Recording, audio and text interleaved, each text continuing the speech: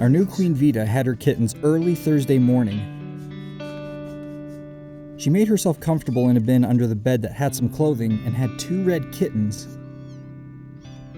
We jumped into action and cleaned off the kittens' faces and suctioned out as much fluid in their airways as possible.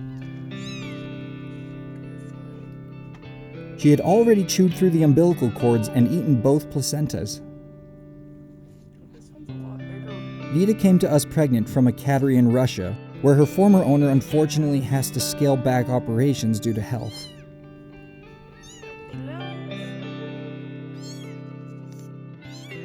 We didn't know the exact due date, but we did notice some signs from a few days earlier. We thought she went into labor a few times prior to her actual labor. Her voice is so high-pitched we thought it might have been her kittens. Both kittens were doing well, a girl weighing in at 81 grams and a boy weighing in at 118 grams. While 81 grams is fairly small, it isn't the smallest that we've had. Once Vita settled a little bit, we moved her and her babies into another bin with a blanket and some pads. Everything was going well. She handled most everything on her own, which is what we usually let the mamas try to do. We will only intervene if absolutely necessary. We were a little worried that the kittens had more fluid in their system than we initially thought, so we used the bulb tool a few times as well as massaged them firmly to get them to cry. The sound of their cry is usually a great determination of if there's any fluid that needs to be cleared out.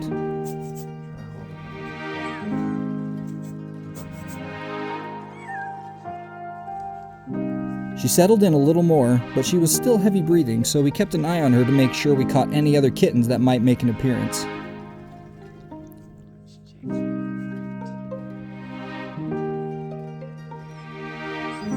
She was getting a little restless, which usually means there are more kittens.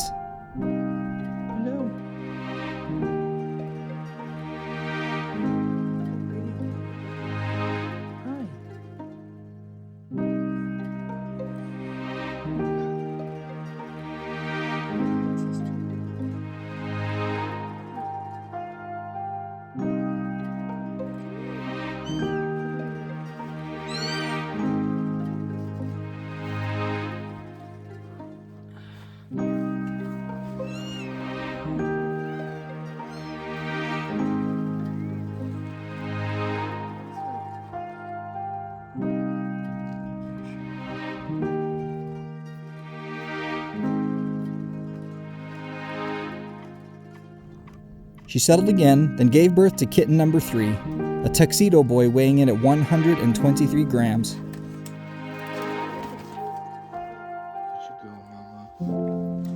We let her take care of the boy as much as she could, but the placenta was stuck.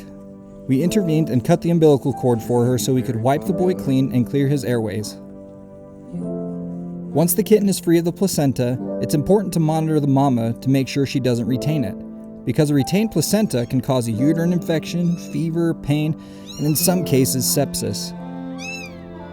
When the kittens are all cleaned up, we cover their umbilical cords with iodine, which is the red that you see here, to prevent infections and help the cord dry and shrivel faster.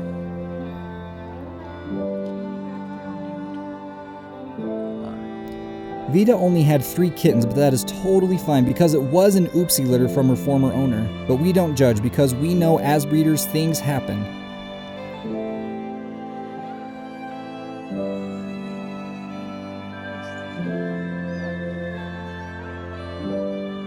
As soon as her former breeder noticed she mated once, she separated her from the king, hence the smaller litter.